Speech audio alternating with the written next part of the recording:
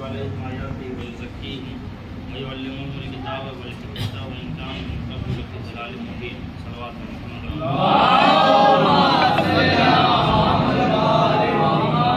عزیزان گرامی، کل آپ کی خدمت میں پروردگار عالم کی شان اقدس میں کچھ چیزیں بیان کی گئی تھی، اس کے وجود کے سلسلے میں، اس کی وحدانیت کے سلسلے میں، اور آج سلسلہ مقصد تخلیق ہے کہ اللہ نے انسانوں کو پیدا کیوں کیا، اس بات کی جانب بھی اشارہ کیا گیا تھا، اور آج اسی سلسلے سے ربط دیتے ہوئے چند احکام آپ کے سامنے بیان کرنے۔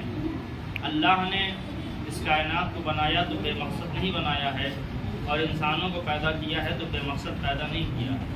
انسانوں کی خلقت کے بارے میں پروردگار کہتا ہے کہ وہ احسن الخالقین، وہ سب سے اچھا پیدا کرنے والا ہے، وہ اللہ الخالق البار المصور، وہی اللہ پیدا کرنے والا، بنانے والا، اور وہی تصویریں بنانے والا ہے۔ اور پروردگار عالم ایک اور مقام پر کہتا ہے لقد خلقنا الانسان فی احسن تقویم، ہم نے انسان کو جتنا بلند اور جتنی عظمت کا بنایا ہے، باقی مخلوقات کو اتنا شرف اور اتنی عظمت نہیں عطا کی۔ اب انسان کا بھی اپنا فطری فریضہ ہے کہ وہ اس مقصد تخلیق کو پورا کرے کہ اللہ نے کیوں بنایا۔ اور کل اس آیت کریمہ کو قرآن مجید کے پیش کیا گیا تھا، اس کے علاوہ بہت ساری آیات ہیں جو انسان کے مقصد کو بیان کرواتی ہیں۔ کل کی جو آیت پیش کی گئی تھی وہ کچھ اس طریقے سے ہے کہ وَمَا خَلَقْتُ الْجِنَّ وَالْإِنسَ إِلَّا لِيَعْبُدُونَ، ہم نے انسانوں اور جناتوں کو پیدا کیا ہے سوائے اس کے کہ وہ میری عبادت کریں۔ پیدا نہیں کیا سوائے اس کے کہ وہ میری عبادت کریں، یعنی مقصد تخلیق انسان، مقصد تخلیق جن و انس اسی بات پر ہے کہ وہ پروردگار عالم کی عبادت کو انجام دے۔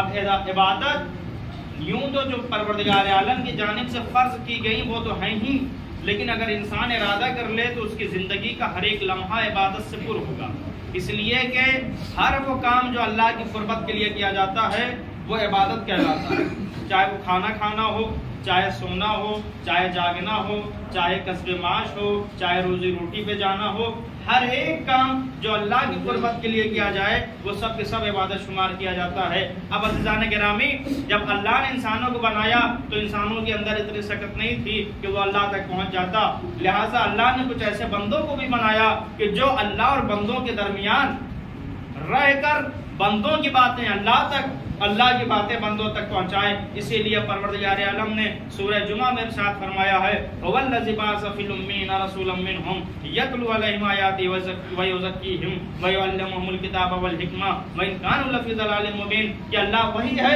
کہ جس نے امین میں انہی میں سے ایک رسول کو بنا کر بھیجا، اور اس رسول کا کام کیا ہے کہ وہ جائے آیتوں کی تلاوت کرے، ان کا تزکیہ نفس کرے، ان کے نفسوں کو پاک کرے، وَيُعَلِّمُهُمُ الْكِتَابَ، انہیں کتاب کی تعلیم دے، کتاب پڑھائے، وَالْحِکْمَةَ، اور انہیں حکمت کو پڑھائے، حکمت کی تعلیم دے۔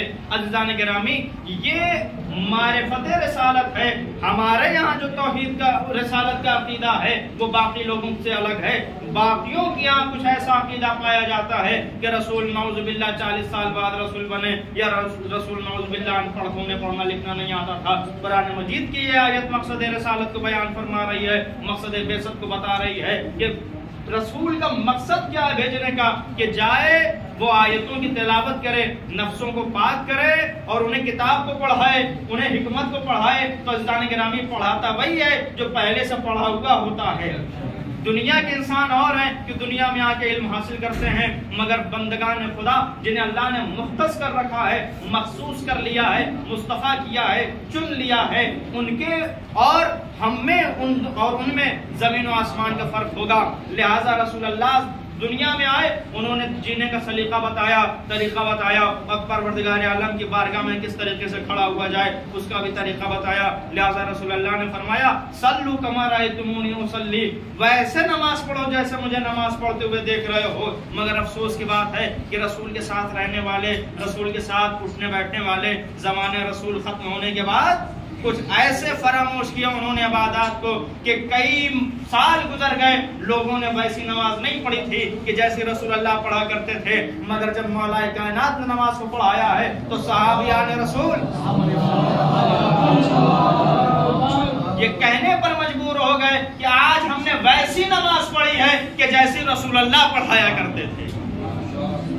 آج ہم نے ویسی نماز پڑھی ہے کہ جیسی رسول پڑھا کرتے تھے. تو عزیزان گرامی، تو وہ نماز جو ہم بارگاہ خدا بندی میں آج جمع ہوئے ہیں اسی نماز کو ادا کرنے کے لیے جمع ہوئے ہیں. لہذا نماز کے سلسلے میں بھی 2-4 باتیں آپ سب کی خدمت میں پیش کروں گا. ایک صلوات کا سہارا دیں.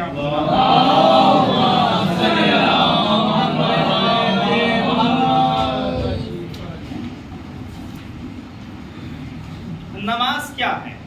نماز دینی اعمال میں سے بہترین عمل ہے.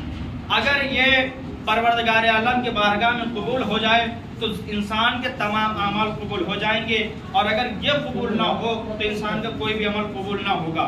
جس طرح انسان اگر رات دن میں 5 دفعہ نہائے تو اس کے بدن سے سارے میل کچیل صاف ہو جاتے ہیں، دھل جاتے ہیں، اسی طریقے سے اگر انسان پروردگار عالم کی بارگاہ میں 5 وقت نماز پڑھے تو اس کی روح کے تمام تر میل و کچیل صاف ہو جاتے ہیں. نماز انسانوں کو گناہوں سے پاک کر دیتی ہے، اور بہتر ہے کہ انسان نماز اول وقت میں پڑھے. جو شخص نماز کو معمولی اور غیر اہم سمجھے وہ شخص کی مانند ہے جو نماز نہ پڑھتا ہو. یہ قول رسول ہے. رسول اکرم صلی اللہ علیہ وآلہ وسلم جو شخص نماز کو اہمیت نہ دے اور اسے معمولی سمجھے وہ عذاب آخرت کا مستحق ہوگا. وہ عذاب آخرت کا مستحق ہوگا. ایک دن رسول اکرم صلی اللہ علیہ وآلہ وسلم نے مسجد میں تشریف فرما تھے کہ ایک شخص مسجد میں داخل ہوا اور نماز پڑھنے میں مشغول ہو گیا، لیکن رکوع اور سجود مکمل طور پر بجا نہ لایا.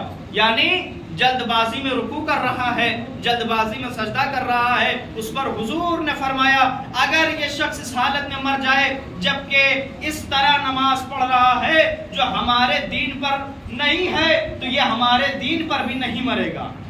نماز پڑھنے کا یہ طریقہ نہیں ہے جس طریقے سے یہ نماز پڑھ رہا ہے تو گویا یہ ہمارے دین پر بھی نہیں مرے گا اگر اس حالت میں اس کو موت آ جائے. بس انسان کو خیال رکھنا چاہیے کہ نماز جلدی جلدی نہ پڑھے، اور نماز کی حالت میں خدا کی یاد میں رہے، اور خضوع اور خشوع اور سنجیدگی سے نماز پڑھے، اور یہ خیال رکھے کہ کس ہستی سے کلام کر رہا ہے. جب بھی انسان نماز پڑھے تو اس کے دل میں یہ خیال ہونا چاہیے کہ کس ہستی سے محو کلام ہے، اور اپنے رب کی بارگاہ میں خداوند عالم کی عظمت اور بزرگی کے مقابلے میں اپنے آپ کو حقیر اور ناچیز سمجھے. اگر انسان نماز کے دوران پوری طرح ان باتوں کی طرف متوجہ رہے تو وہ اپنے آپ سے بے خبر ہو جاتا ہے، جیسا کہ نماز کی حالت میں امیر المومنین حضرت علی ابن ابی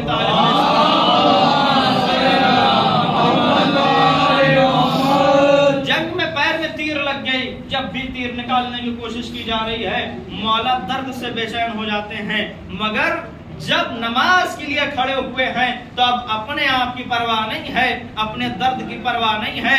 نماز کی حالت میں مولا کے پیر سے تیر نکال دیا گیا، مولا کو خبر تک بھی نہ ہوئی. حالانکہ اس سے پہلے کی کیفیت یہ تھی جیسے کوشش کی جاتی تھی مولا درد سے بے چین ہو جاتے تھے.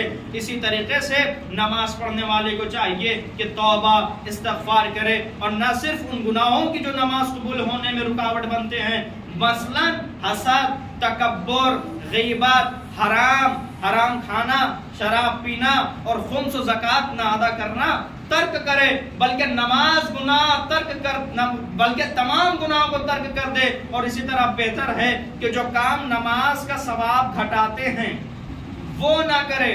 مثلا اونگنے کی حالت میں نماز پڑھنا یا پیشاب کو روک کر نماز کے لیے کھڑا ہو جانا، یہ ایسے کام ہیں جو نماز کے ثواب کو کم کر دیتے ہیں. اور نماز کے موقع پر آسمان کی جانب دیکھنا اور وہ کام کرے جو نماز کا ثواب بڑھاتے ہیں. مثلا عقیق کی انگوٹھی پہنے اور پاکیزہ لباس پہنے، کنگھی کرے اور مسواک کرے اور خوشبو لگا کر نماز کو ادا کرے.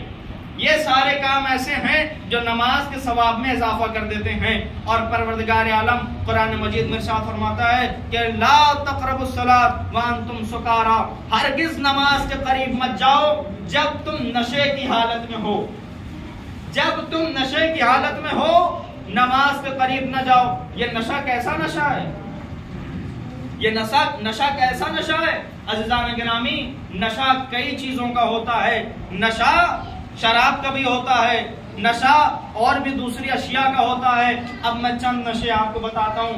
नशा घमंड का भी होता है, नशा दौलत का भी होता है, नशा ताकत का भी होता है, नशा जोर जबरदस्ती का भी होता है। परवरदिगार ने कह दिया कि किसी भी नशे में हो तो हमारी बारगाह में ना हो। लिहाजा अल्लाह की बारगाह में आने के लिए जरूरी है कि अगर हम में दौलत का नशा है तो उस नशे को दूर कर दें, घमंड है तो उसको किनारे कर दें, हसद व जलन है तो उसको भी बालाए ताक रख दें और खुजू व खुशू के साथ बारगाह खुदाबंदी में आकर नमाज को अदा करें। अब ये नमाज जब अदा की जाएगी तो यकीनन बारगाह खुदाबंदी में कबूलियत और अजमत की हामिल होगी और इंसान अपनी तमाम तर हाजतें बारगाह खुदाबंदी में अर्ज करे। परवरदिगार उसकी तमाम दुआओं को कबूल फरमाए। वाह अल्हम्दुलिल्लाह रब्बिल आलमीन। सलवात